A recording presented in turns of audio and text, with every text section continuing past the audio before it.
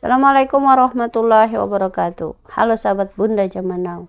Pada kesempatan kali ini saya akan memberikan cara pengisian dokumen L1 bagian door to door dari blok 1 sampai dengan blok 5B. Hanya beberapa lembar yang bisa saya kasihkan contoh, dan contoh ini akan saya upload di link yang sudah saya siapkan di deskripsi dari video ini. Untuk pengisian dokumen L1 door to door di pemutahiran Sensus Pertanian 2023 itu blok satunya adalah keterangan mengenai keterangan tempat. Yang harus kita isi di keterangan tempat adalah rincian 108, 109, dan 110. 108 ada atau tidaknya perubahan SLS tetap harus dijawab. Jadi kalau ada kita jawab iya, lingkari ya.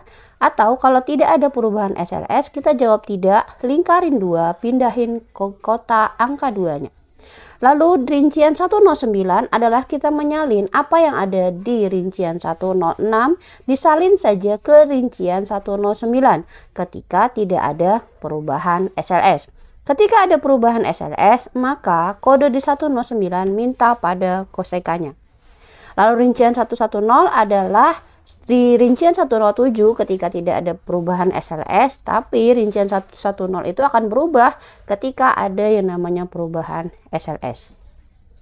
Masuk ke blok 2. Blok 2 adalah keterangan mengenai PPL-nya, petugasnya siapa. Itu akan ada kode yang diambil dari aplikasi Sobat, lalu nama PPL, lalu tanggal pelaksanaan oleh PPL tersebut di dokumen pemutahiran ini kita buat rentang. Jadi satu SLS itu tidak mungkin diselesaikan satu hari. Jadi buat rentangnya dari tanggal 1 sampai 10 Juni 2023 atau 1 sampai 30 Juni 2023. Ketika satu SLS dikerjakan dalam waktu 1 bulan. Dan jangan lupakan di bagian tanda tangan. Lalu di blok 3 adalah blok rekap. Ini akan kita isi setelah dokumen blok 5A dan 5B sudah selesai kita isi. Kita langsung ke blok 5A dan blok 5B. Di sini saya contohkan beberapa contoh pengisian di mana pengisian di dokumen S1 door to door tetap harus dengan SOP kita mulai dari barat daya. Barat daya dari peta yang kita pegang itu di mana? Itulah mulainya dari rumah yang di barat daya tersebut sebagai rumah nomor 1. Di sini saya contohkan nomor 1 adalah rumah dari Bu Susilowati atau Pak Sabari. Kebetulan Bu Susilowati ini tidak mempunyai pengolahan makan dan minum. Dia bergabung dengan anaknya yang kebetulan juga nama anak ini Susilowati ini ada di bawah nama Ibu Susilowati itu sendiri, yaitu Pak Sabari. Maka untuk baris Bu Susilowati kita isi kode bangunannya 1. Blok kolom 4A itu sudah tercetak. Jadi kalau tidak ada dibuat strip saja. Lalu keberadaannya dibuat 1. Lalu jumlah pengolahan makan dan minumnya 0. Nomor urut rumah tangga karena dia pertama maka itu ada nomor urut 1. Dan identifikasi KKKRT karena Bu Susilowati tidak punya pengolahan makan dan minum maka ditanyakan kepala rumah tangganya siapa. Maka di sini kolom 8-nya kodenya 1. Dan ketika kolom 8 kode 1, kolom 9 harus diisi. Di sini namanya adalah Pak Sabari. Ketika di bagian Bu Susilowati ini kolom 6-nya berkode 0, maka kolom 10 sampai dengan kolom 16 diabaikan. Tidak usah diisi. Lanjut ke keluarga berikutnya yang ternyata satu rumah dengan Bu Susilowati adalah keluarga Sabari. Nah, bagian keluarga Sabari nomor urut bangunannya sama-sama 1. Lalu strip di kolom 4A dan keberadaan keluarganya tetap kita anggap ditemukan. Lalu jumlah pengolahan makan dan minumnya ada. Karena tadi Bu Susilowati dan Pak Sabari itu satu pengolahan makan dan minum, dan yang menjadi kepala rumah tangga adalah Pak Sabari. Jadi penanggung jawab kebutuhan sehari-hari adalah Pak Sabari, maka di baris Pak Sabari ini kolom 6-nya kodenya 1. Lalu ketika di kolom 7 itu adalah nomor urut rumah tangga. Tadi mereka satu rumah kan, karena satu rumah makanya nomor urut rumah tangga Susilowati dan Sabari itu sama-sama 1. Dan keberadaan identifikasi KKKRT untuk Pak Sabari adalah kode 3. Ketika di kolom 6 itu kodenya 1, 2, 3, 4, 5 dan seterusnya, maka kolom 10 sampai dan 16 harus kita isi dan kita tanyakan. Kolom 10 sampai dengan kolom 16 untuk Pak Sabari, dia mengusahakan tanaman pangan, hortikultura, lalu peternakan. Yang lainnya tidak. Maka di kolom 17 ini ditanyakan subsektor utama dari subsektor yang ada 3 terisi berkode 1, yaitu tanaman pangan, hortikultura, dan peternakan. Untuk Pak Sabari ini subsektor utama yang mereka andalkan dari 3 subsektor itu yang mana? Dan di sini pilihannya adalah di subsektor hortikultura. Lalu ditanyakan kembali di kolom 18-nya, jumlah ART yang memelihara atau menguasai atau melakukan kegiatan pertanian di rumah bangunannya ditempati Pak Sabari dan Bu Susilowati itu ada berapa orang? Ketika dia ada 1 kita buat 1, dan ketika ada 2 kita buat 2. Jadi di kolom 18 untuk baris Pak Sabari dibuat 2 karena salah satunya adalah untuk Pak Sabari dan satu laginya untuk Ibu Susilowati. Misalkan begitu ya. Nah, ketika di kolom 18 ini kodenya 2 atau 2 orang, maka artinya itu mengindikasikan dokumen L2-nya nanti untuk bangunan pertama dari rumah yang kita data itu ada 2. 1 untuk Pak Sabari, 1 untuk Bu Susilowati. Dan jumlah yang ada di kolom 18 ini akan kita salin di aplikasi Wilkerstat juga. Ini jangan dilupakan. Lalu nomor urut usaha rumah tangga usaha pertanian, karena ini adalah rumah pertama, maka di baris Pak Sabari itu nomor urut rumah tangga pertaniannya 1. Ini di dokumen L1 ya. Nanti dokumen L2 nanti akan saya bahas pada video berikutnya. Lalu beranjak kita pindah dari rumah Pak Sabari dan Bu Susilowati, rumah kedua itu ternyata ditemui rumah Muzaini. Yang nomor 2 ini Pak Muzaini juga ternyata punya pengolahan makan minum sendiri. Dan nomor urut rumah tangganya itu juga karena melanjut bukan punya Pak Sabari dan Susilowati, maka di Pak Muzaini ini nomor urut rumah tangganya adalah 2. Lalu keberadaan kakak KRT, karena Pak Muzaini langsung ingin menjadi kepala rumah tangga, maka kolom 8 langsung berkode 3. Dan ketika kolom 6 berkode 1 ada pengolahan makan dan minum, maka di kolom 10 sampai dengan 16 harus diisi. Yaitu isinya di sini saya misalkan yang diusahakan oleh keluarga Pak Muza ini adalah hortikultura, perkebunan, dan peternakan. Dari ketiga subsektor ini ditanyakan lagi, keluarga Pak Muza ini subsektor utama yang diandalkan dari ketiga subsektor yang dia usahakan itu yang mana? Makanya di kolom 17 ini keluarlah angka 3. 3 artinya itu untuk kode, 3 adalah kode untuk perkebunan. Ini kodenya ada di bagian bawah dokumennya.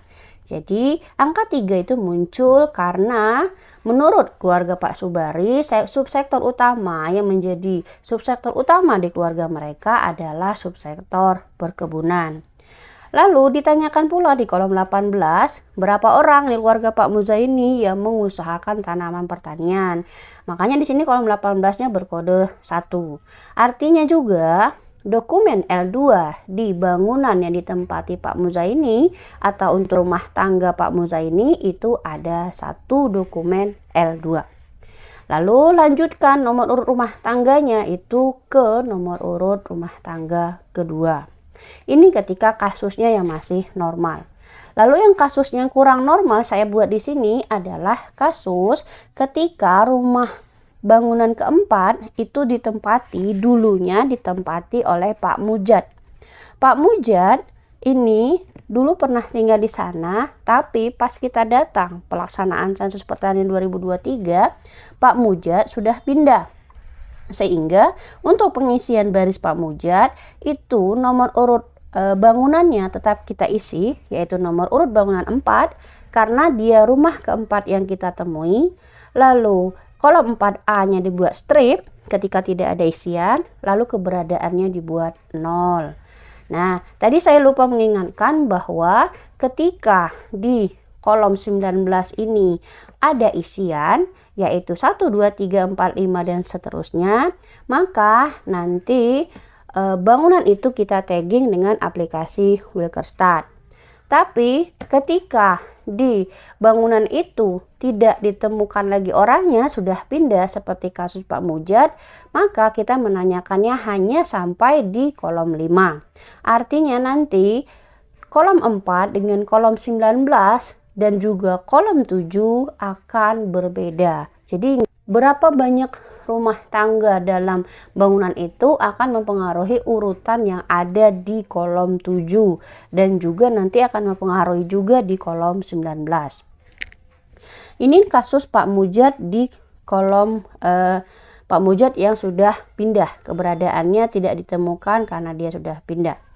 Lalu kasus berikutnya yang saya buat agak berbeda adalah kasus Bariah dan Abdul Muiz. Abdul Muiz keluar duluan namanya, sehingga jadi rumah Bariah dan Abdul Muiz ini satu. Mereka adalah rumah ketujuh yang kita temui ketika dari arah barat daya tadi. Maka pengisiannya untuk Bariah adalah nomor urut bangunan itu 7, kolom 4A ketika tidak ada nanti dibuat strip, ketika keberadaan sama-sama ditemukan. Lalu untuk pengolahan makan dan minum, karena Bariah itu pengolahan makan dan minumnya itu bersama dengan Abdul Muiz yang menanggungnya, maka di baris Bariah pengolahan makan dan minumnya 0. Lalu nomor urut rumah tangganya adalah 6 karena mereka adalah rumah tangga ke-6 yang ditemui ketika pelaksanaan lapangan. Lalu identifikasi KKKRT untuk Bariah itu kodenya 1 karena Bariah hanya kepala keluarga, bukan kepala rumah tangga. Ketika kolom 8 kodenya 1, maka diminta siapa yang menjadi kepala rumah tangganya. Di sini yang menjadi kepala rumah tangga adalah Pak Abdul Muiz. Nah, ketika kolom 6 ini kodenya 0, maka kolom 10 sampai dengan 19 tidak usah diisi.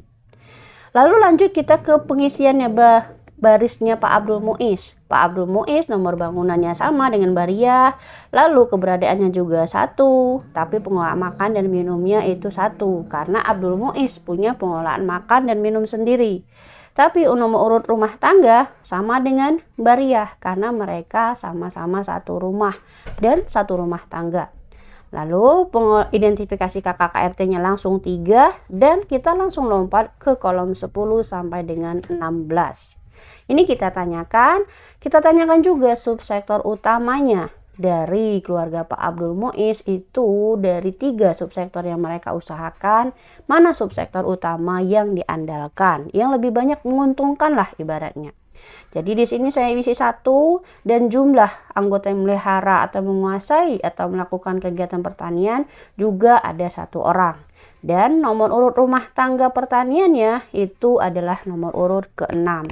Jadi kalau teman-teman perhatikan di kolom 7 itu nomornya acak, kolom 19 juga nomornya acak, lalu kolom 4 juga nomornya acak.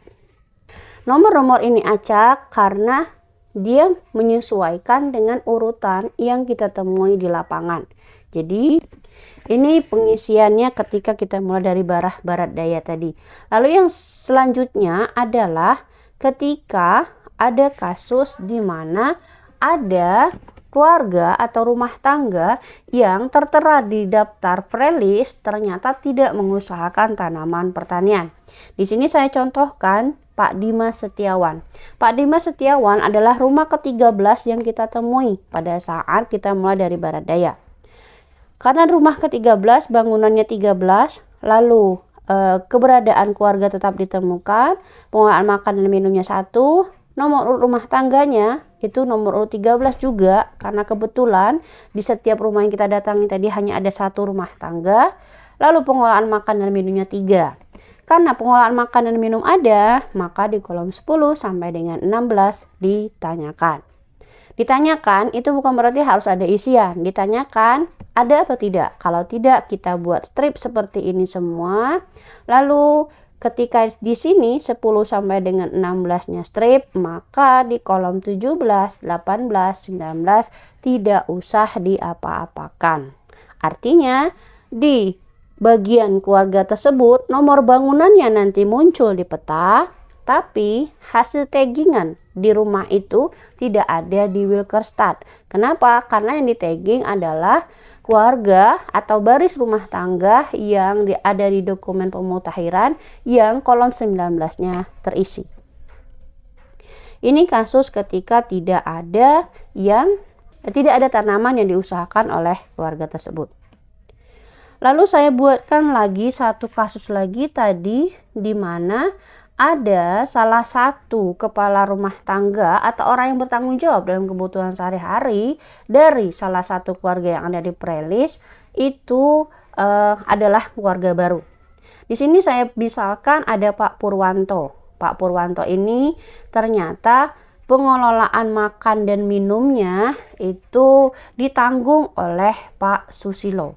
Jadi ibaratnya karena pengelolaan makan minum Pak Purwanto ditanggung oleh Pak Susilo, artinya Pak Purwanto ini tidak punya pengelolaan makan dan minum.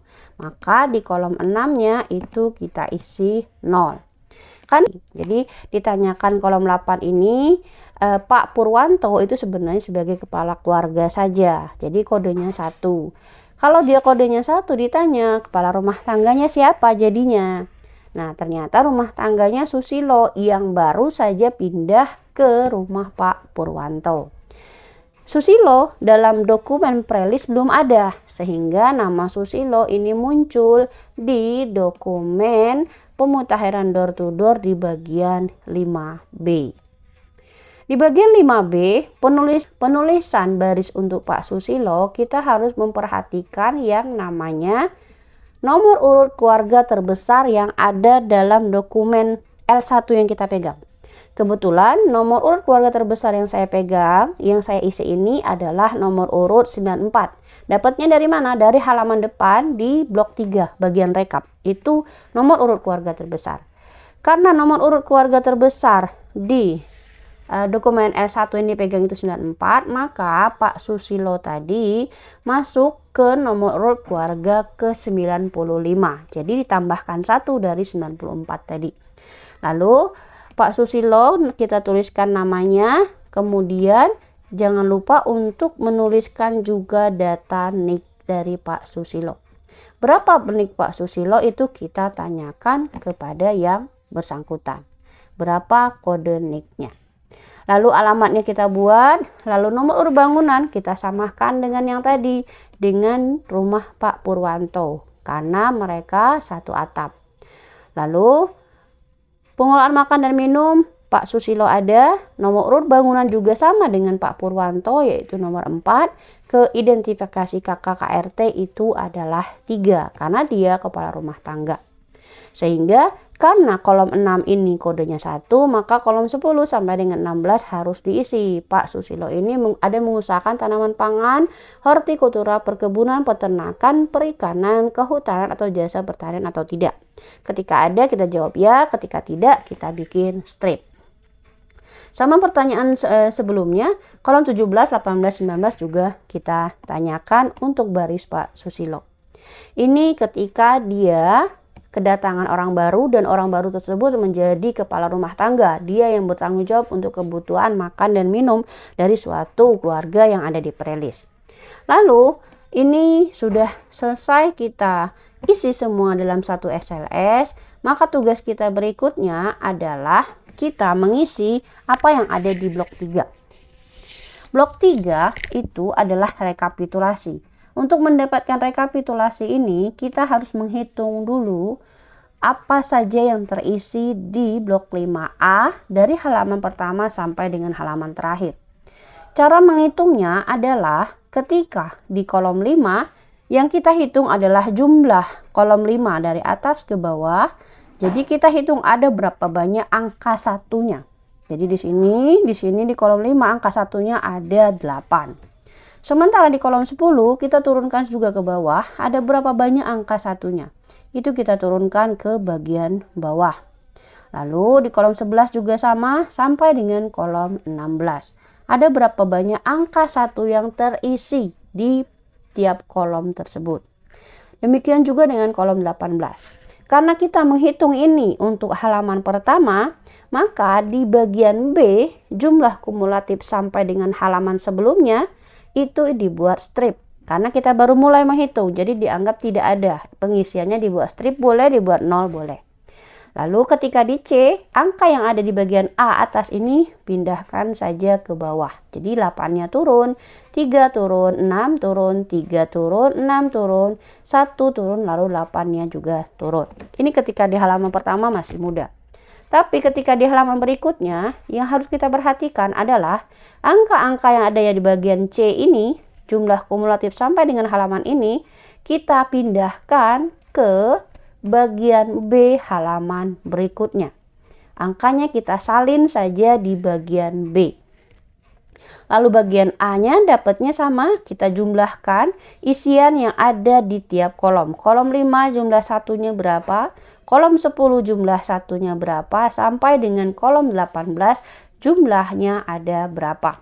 Yang agak beda adalah ketika di kolom 18 itu nanti mungkin tidak semuanya angka 1. Bisa jadi 2, 3, 4. Tergantung berapa banyak orang yang mengusahakan tanaman pertanian di bangunan tersebut. Jadi akan ada kemungkinan kolom 18 itu tidak satu semua angka yang keluar. Nah, setelah kita hitung jumlah yang di A, baru kita jumlahkan lagi di bagian C. Lalu kembali lagi ketika kita mengisi ke halaman ketiga, angka yang ada di C ini kita pindahkan ke angka di bagian B, halaman berikutnya. Jadi ketika kita pindah halaman, angka yang ada di halaman sebelumnya yang di bagian C, pindahkan ke B halaman berikutnya. Begitu terus sampai halamannya habis untuk di bagian blok 5A.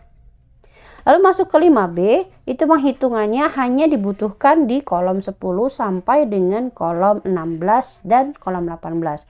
Jadi ketika 5B-nya tidak banyak, itu tinggal kita turunkan saja. Tapi kalau 5B-nya banyak lembarnya, mau nggak mau kita menghitungnya seperti tadi. Dan dari apa yang saya lihat di blok 3, ternyata pengisian atau penjumlahan untuk blok 5A dan blok 5B itu terpisah.